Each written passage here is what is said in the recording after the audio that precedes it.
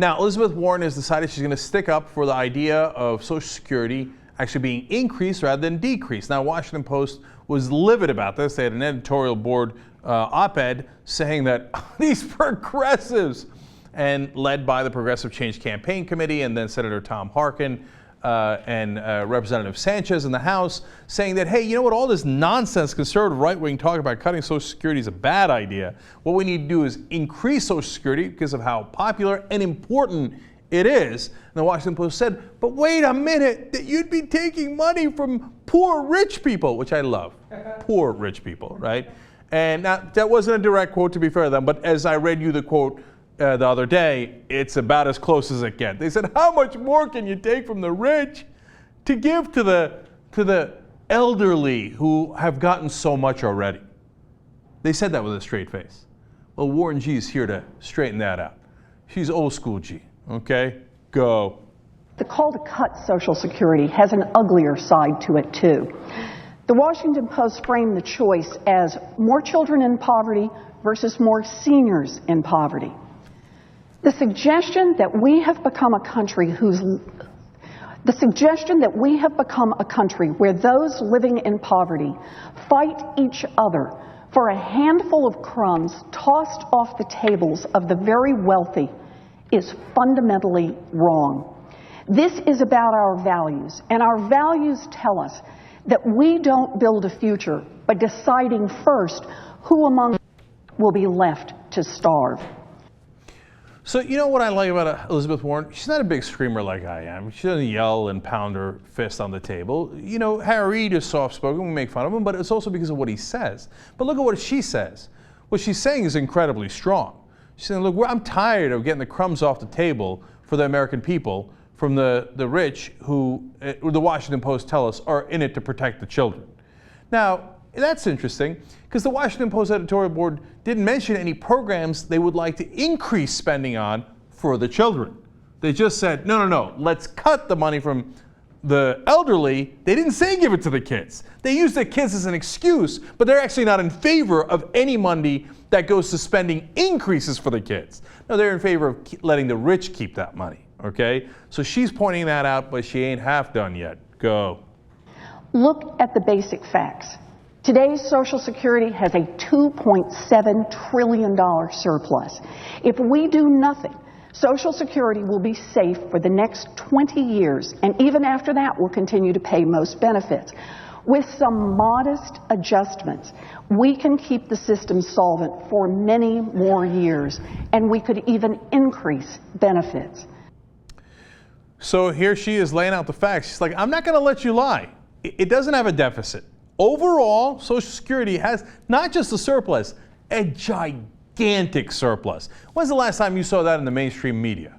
$2.7 trillion surplus. That's why they're so afraid of her, because she's popular. She comes out and tells you facts they don't want you to know. Not done yet. This is the part that I love, because keep in mind, people in favor of the chain CPI, which is what she's going to talk about, it's an accounting trick, they're not just Republicans. President Obama and even Nancy Pelosi have said, oh, we might want to fix the quote-unquote or switch to a chain CPI. Listen how she addresses that. The most recent discussion about cutting benefits has focused on something called the chain CPI.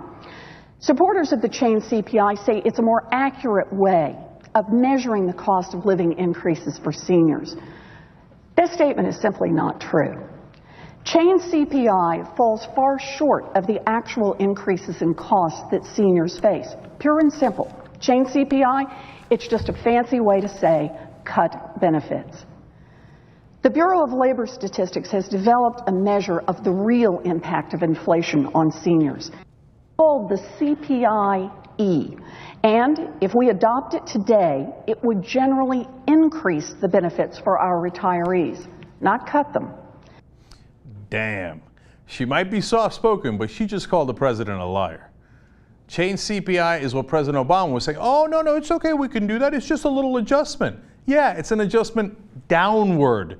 That's your plan for cutting Social Security. That's what we've been saying all along. Those are facts. So here she is saying, hey, they're not telling you the truth, okay? They're trying to cut your benefits that you love and you paid into your whole life. okay? And the reality is we would do better if we increased your payments, and we can, by the way. All you got to do is lift the payroll tax for Social Security. It's that simple. It doesn't do anything to our deficit. And that's why if you lift the cap from 113,000, that means the 12.4% that everybody making under 113,000 already pays would apply to everybody above $113,000 a year as well.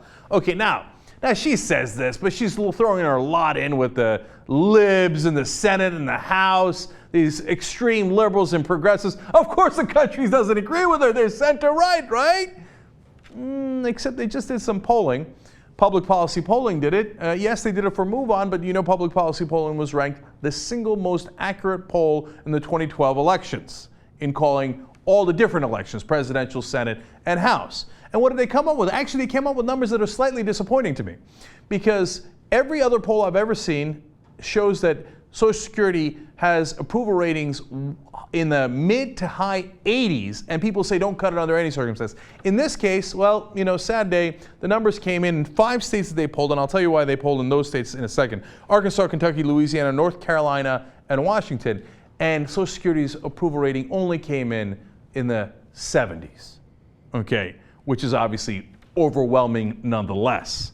Saying, and it's not just I approve of it, it's saying do not cut it.